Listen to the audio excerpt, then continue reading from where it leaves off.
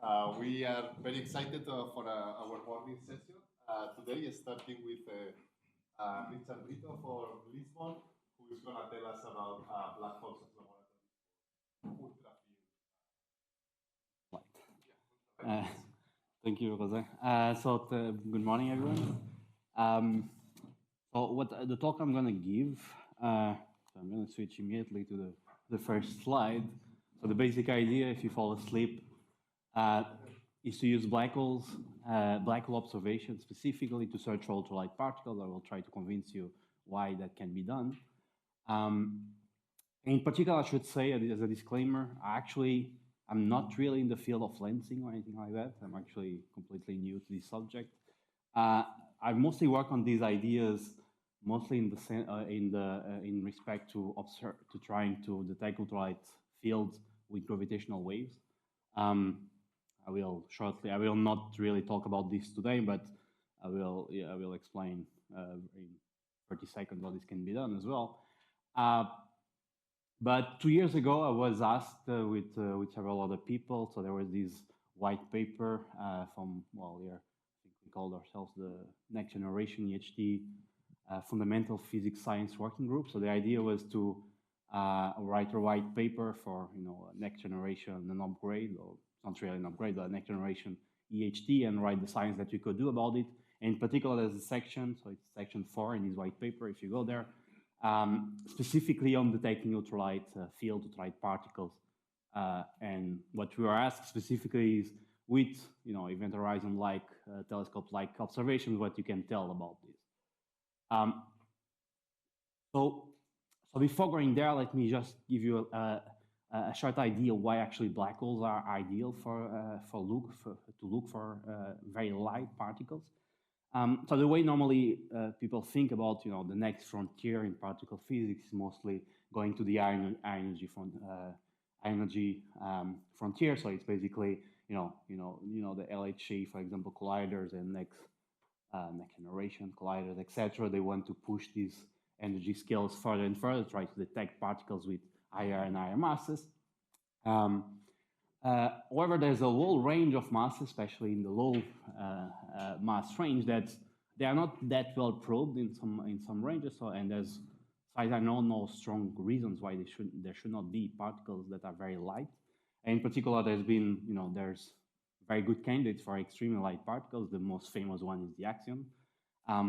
And there's also proposals that light particles can exist in a wide range of masses, very light range of masses, especially from string theory. I'm not gonna, here this talk is not about particle physics. I'm not a particle physicist, so I'm not gonna specifically talk about specific models. But the idea here is that if you look at this type of diagram, which is very schematic, where you have, the coupling of particles to the standard model as a function of their mass, of their energy, if you want, energy scale. There's actually a scale here, so it's basically the scale between 10 to the minus 10 and 10 to the minus 20 electron volt, that if you make the math and compute the quantum wavelengths, you will see that they will fall basically in the range of masses that fit the size of black holes, of astrophysical black holes, where these higher mass objects, bosons, in this case, are basically the size of roughly 10 solar mass black holes, and these lower mass particles are basically the size of the most massive black holes that we are seeing in the universe. And specifically, I'm going to be interested in a range where couplings to the standard model are very weak. Of course, the motivation here is dark matter models, because we know, of course, we haven't seen any of these particles, very light particles, in colliders or other experiments. And the fact that this puts very strong constraints on these particles in a range when they couple sufficiently strongly to standard model. But in the regime where they are basically extremely weak coupled to matter, or even only gravitationally, even though there are some constraints, the constraints are of course much weaker. And to give you an idea, so what I'm going to consider in most of my talk are basically here this type of model. So this is just a scalar field. So it's the simplest model you can think of. There's nothing simpler perhaps that you can build, which is just a scalar field minimally coupled to gravity. In many of the slides, these will appear as scalar, so I will call this a scalar model. But you'll also see cases where you have a massive vector field. So So this is not a photon because the photon is massless. So this mu parameter here related to the mass of the particle is 0 for the photon. But I will consider a case where you could have massive vector fields as well. Again, minimally coupled to gravity. And there will be a parameter that will appear many times during the talk, so I want to memorize it, which is this alpha parameter. So it's this, you can think about it as a ratio between the size of the gravitational radius, the gravitational radius of a black hole divided by the quantum wavelength of these particles. And well, if you make the maths, for example, if you have a 10 to the 6 solar mass black hole and a 10 to the minus 17 Tron black hole, these are around 0.1. So these are just numbers for you to keep in mind. So what is interesting in this range, where these quantum wavelengths has large black holes, that you have interesting wave effects. These particles don't behave as particles as as point particles around black holes. They behave as waves. And there's interesting effects that occur, that well-known effects that occur around black holes when you have waves, scattering, low-frequency waves, scattering of spinning black holes in particular. In particular, this effect of black hole superradiant, so this is known since the 70s, where basically, so if you have, these are from massless waves, such as this happens for any bosonic-like wave, so which means integer spin fields, so gravitational fields, scalar waves, electromagnetic waves, etc. And it basically, roughly speaking, the idea of this process is if, in certain ranges, if you have a monochromatic wave with a certain angular dependence, where this m is basically related to the angular speed of these waves, this S function here in the limit of 0 spin is basically the spherical harmonic. Here you get correction due to the black hole spin, but you can think about this term here as a spherical harmonic, just the scalar decomposition, the angular decomposition of the scalar field, for example. And if you throw in a wave and you have a black hole that is rotating with certain angular frequency omega, it can happen that for certain frequencies, so frequencies that satisfy this condition, actually you can have amplification of waves. You can detect actually waves that is amplified. So here I'm plotting, for example, these what I call these amplification factors. So it's which basically the ratio of the energy that comes out to the energy that comes in, -1. So it basically tells you that if this number is bigger than 1, the energy that comes out, the flux that comes out, is actually larger than the energy that you initially sent in. And you can see that, for low frequency waves, basically, for frequencies that are smaller than the size of, for which the quantum wavelength is larger than the size of the black holes, roughly, you can have amplification of the waves. And it, of course, comes at the expense of extracting angular energy and angular momentum from the black hole itself. So this is a nice effect. I'm not going to talk about these effects specifically. Well, for people in the audience that are more interested in lensing, that could be the interesting idea of actually detecting directly this effect. I think that's impossible, probably. But I want to make use of this effect to actually go back to my slide before of massive fields. And in particular, well, in this slide, I'm considering a massive scalar field. So just for simplicity, you can actually do that with massive vectors. You could even do with massive tensors if you want, so massive spin to fields. And the general idea, if you solve this kind of an equation in a Kerr background, you can show that this wave equation basically can be written in this radial part can be written in this form, where this potential here basically takes this typically in this shape. And what is important here is that you can see there's in this potential there's a sort of a potential well. So it's a problem very similar to your quantum mechanics problems for example, the hydrogen atom problem. And so if you compute the modes, the modes of this wave equation in this Kerr background, specifically modes for which you have the fields exponentially decaying at infinity, and for which there's only ingoing waves at the horizon, you'll find that you have modes, so the frequencies take a discrete set of values. They are hydrogen-like. There's an hydrogen-like spectrum, so So this is basically the real part of this spectrum is basically set mostly by this mu parameter, which again is basically related to the mass of these bosons. There's a correction due to the binding energy with the black hole. But much importantly, that because you have, there's a dissipative problem, if you want. There's an ongoing wave boundary condition, ingoing wave boundary condition at the horizon. You actually acquire an imaginary part in your spectrum. So this is also similar to quasi-normal modes, for example. And you can actually see that these modes, are actually unstable in certain regimes. So regimes basically where this superradiant condition is satisfied. So the imaginary part of these modes is actually positive. So if you plug these in, these are actually modes that grow exponentially in time. And this is happening because these modes, the physical way to think about this is that these modes are trapped in this potential well.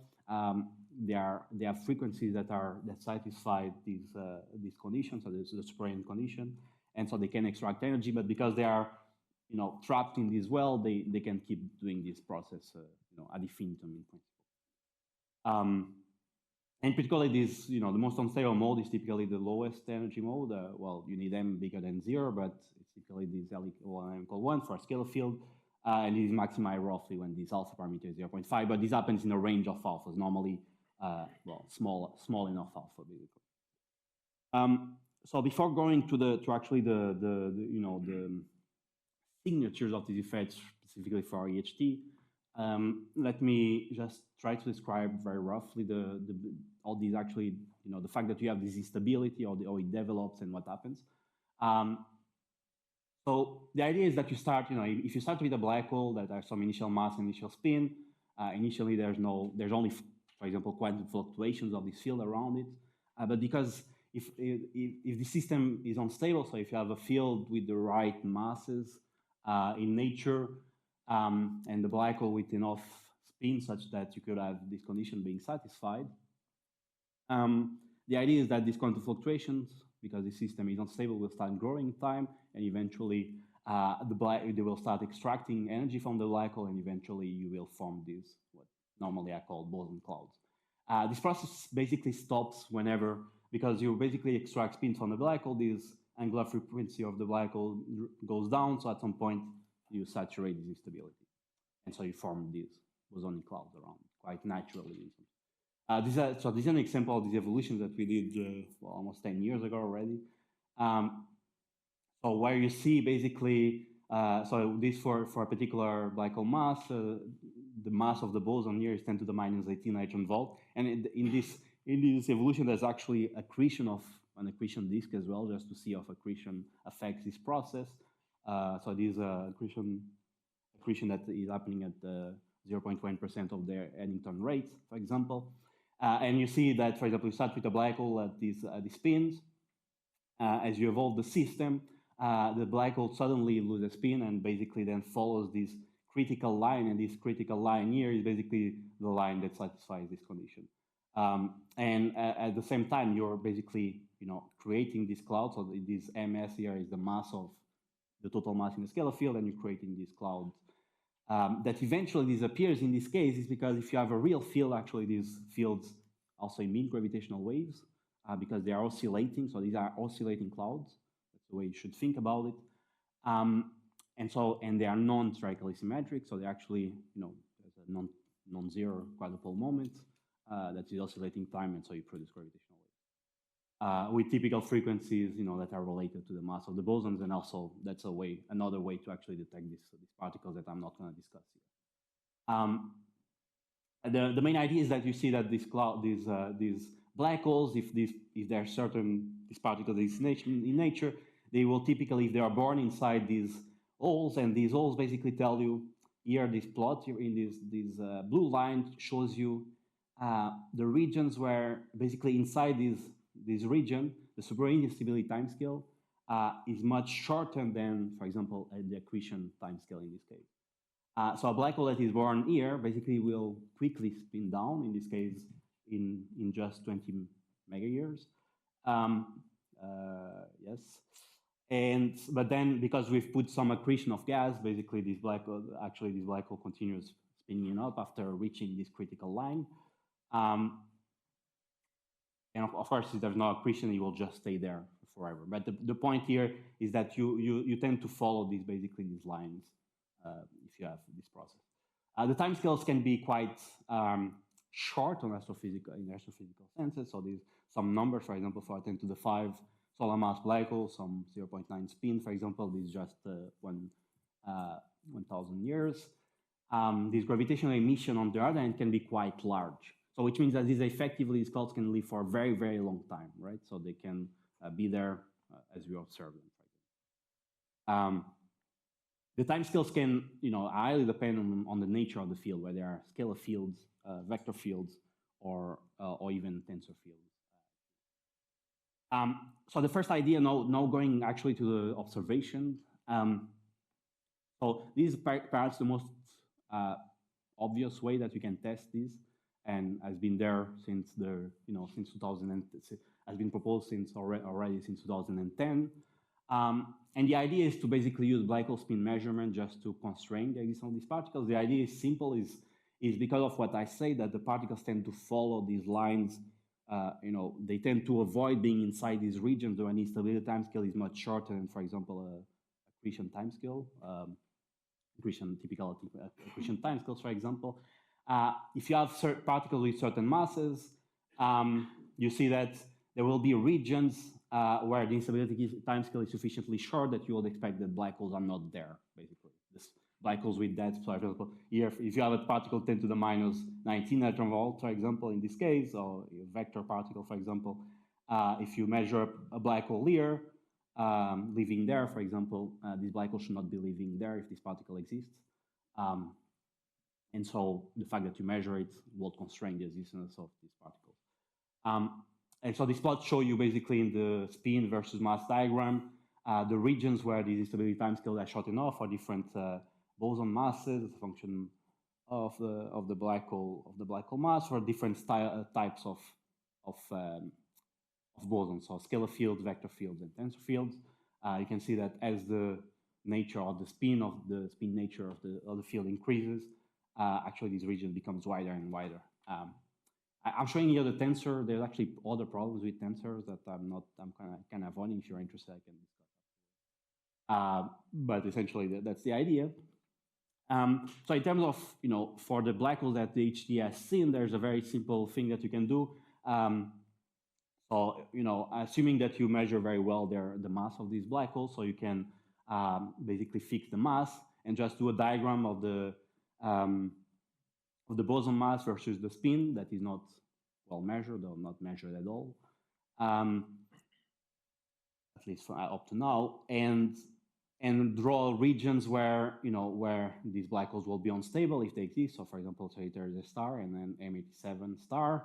And so, for example, if you would measure, the basic idea of this plot is to give you a rough idea of if you measure a spin of these black holes, of, for example, focusing off M87 star, if you would be able to measure with some uncertainties the spin of these black holes, for example, if you would measure to be 0.8, for example, it will this range of masses between here and here, for example, for focusing on vectors, will be basically constrained because this black hole should be unstable if not be spinning at that speed. I should say that here you see this seesaw kind of behavior because I've included more than just the most unstable mode. There's actually more. There's an infinite family of modes that can become unstable. So the M equal 1, M equal 2, etc., etc. They are increasingly less unstable. And so these contour plots become smaller and smaller for higher modes.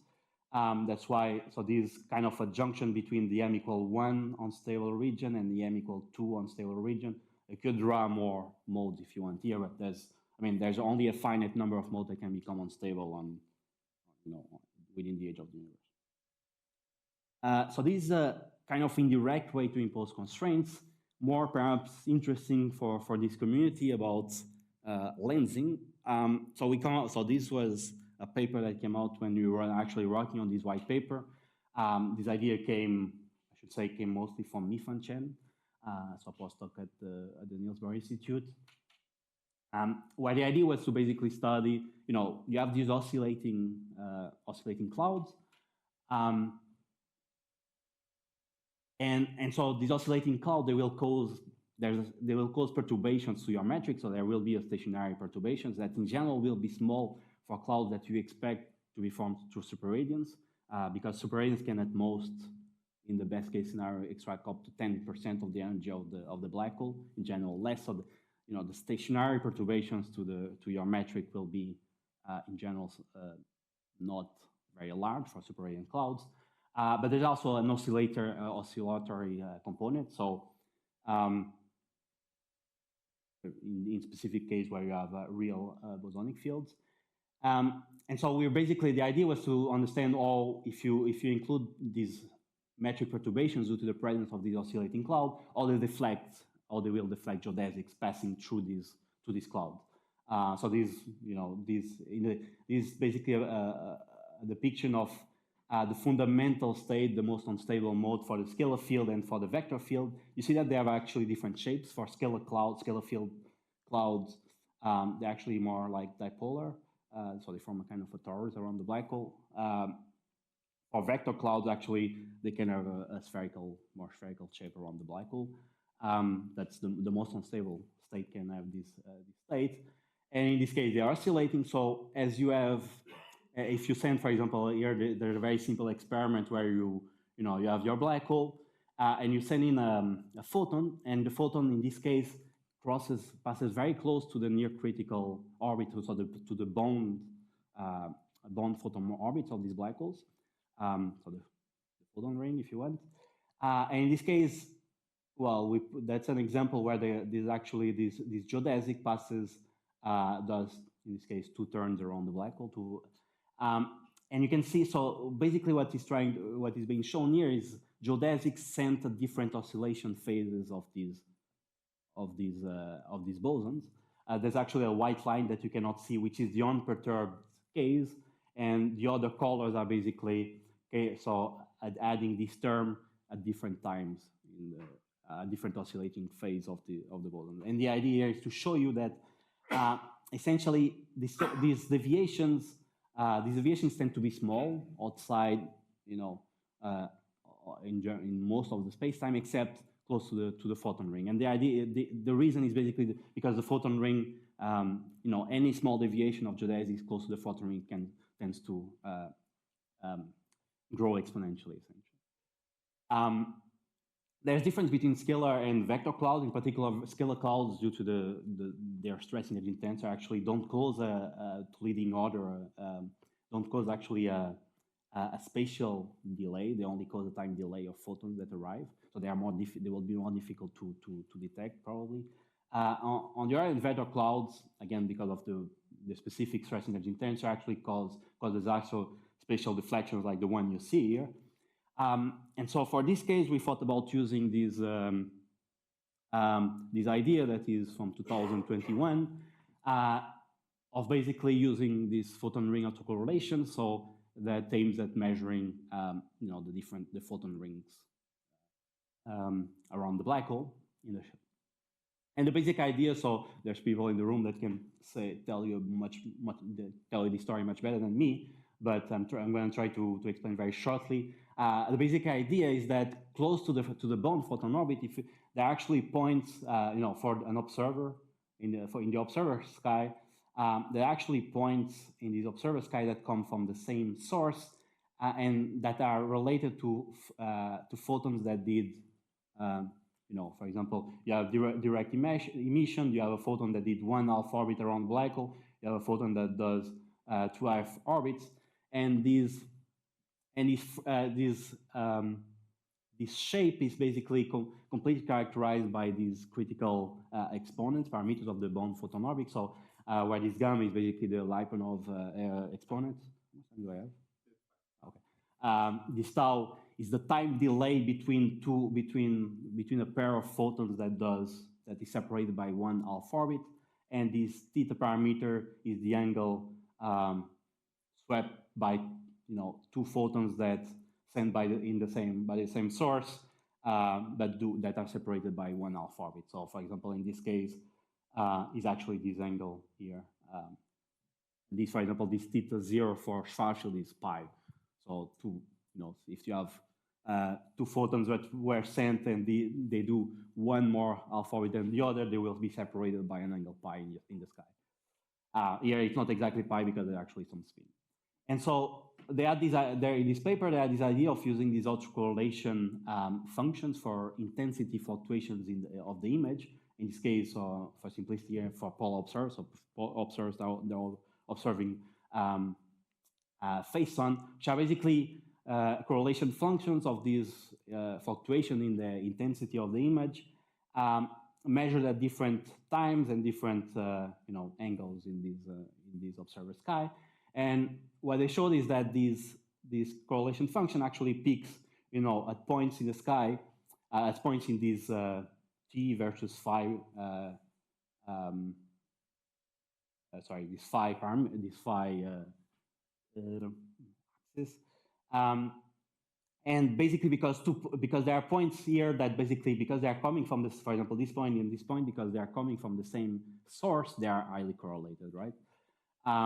So basically, for example, you will measure, so this is the case where you have phi, so this shape here of your peaks is basically set completely by the source, right? So the width is basically related to the typical correlation length and time of your source.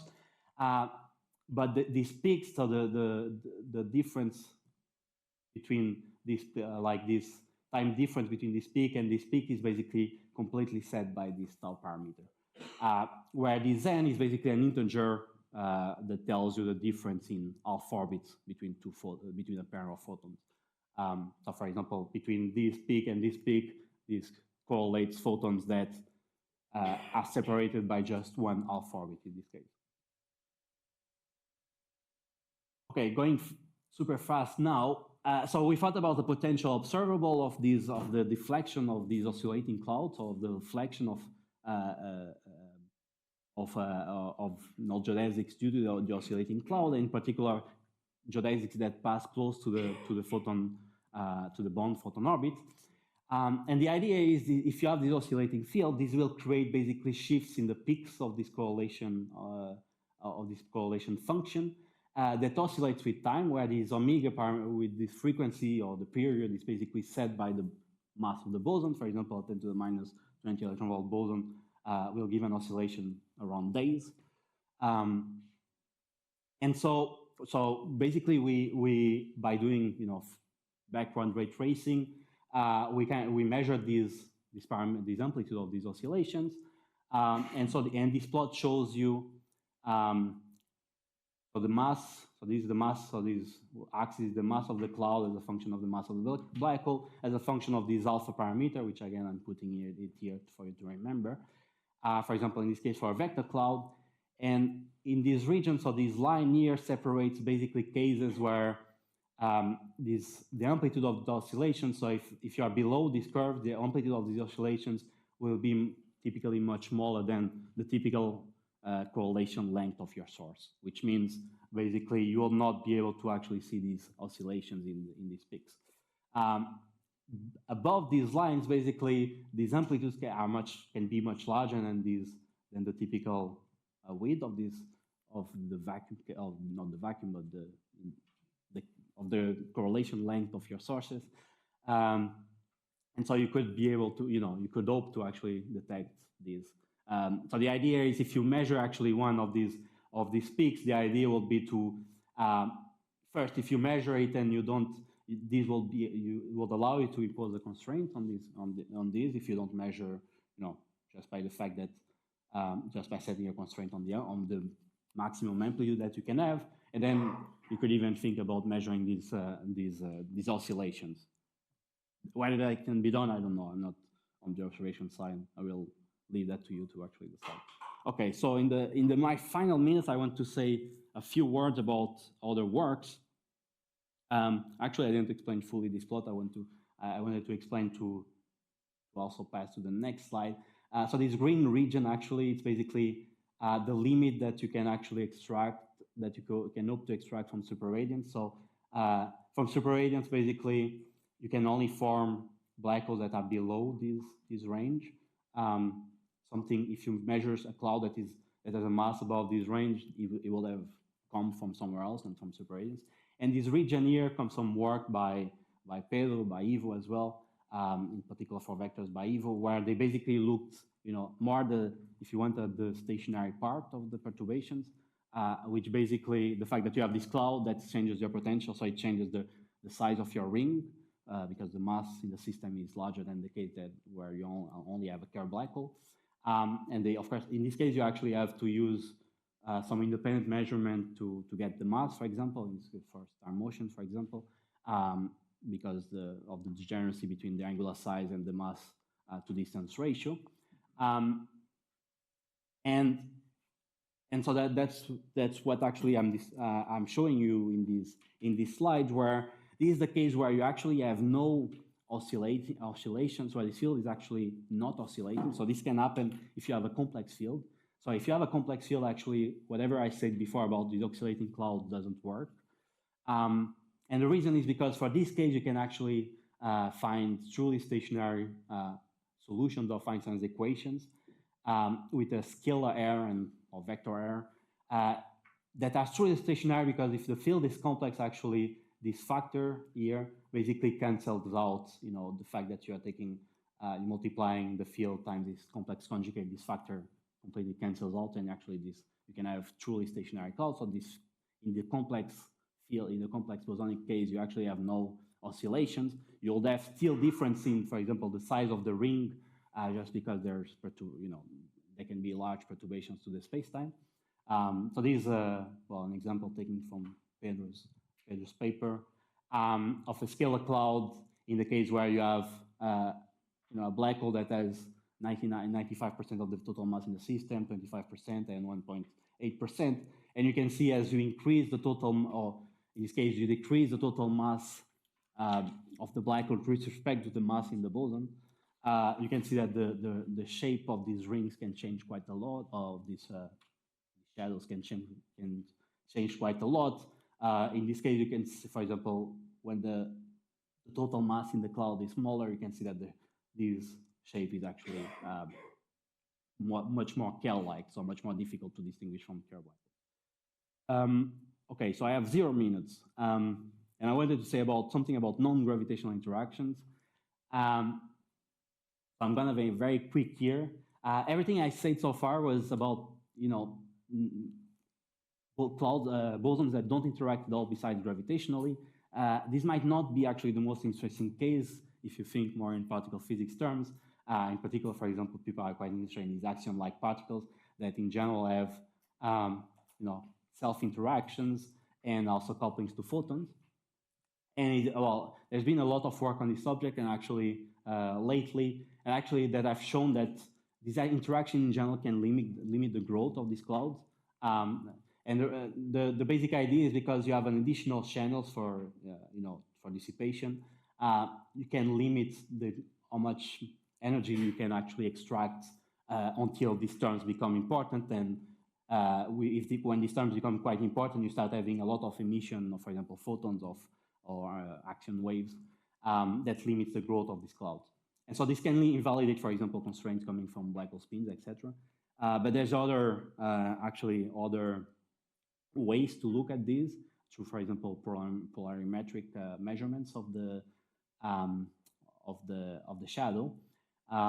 Very quickly as well. The basic idea is if you have these couplings to photons, for example, you can have actually birefringence effects in the propagation of electromagnetic waves. So left-handed and right-handed circular polarizations don't travel exactly at the same speed because of these couplings. And this leads to rotation of linearly polarized electromagnetic waves, this akin to something called the Faraday rotation, which is similar effects when you have electromagnetic waves propagating in a magnetic field. And so, well, in this work by Fan Chen et al., they look into measuring, the effect of this coupling in a cloud by looking basically at polarization measurements of EHT. Okay, I'm not going to explain this because I'm out of time, but if you want, I can, in the question, I can say more. But the basic idea I wanted to say is black holes can be used to search for ultralight bosons. and perhaps something I want to emphasize is that these search are actually highly complementary to other types of search. So this is a typical diagram that you will see of constraints on axioms. And what I think is interesting is that black holes fall in a range, where it's actually quite hard to make constraints. So, hopefully, you might actually use all these signatures and others to actually completely roll out this range and perhaps move on, or who knows, find something. Thank you.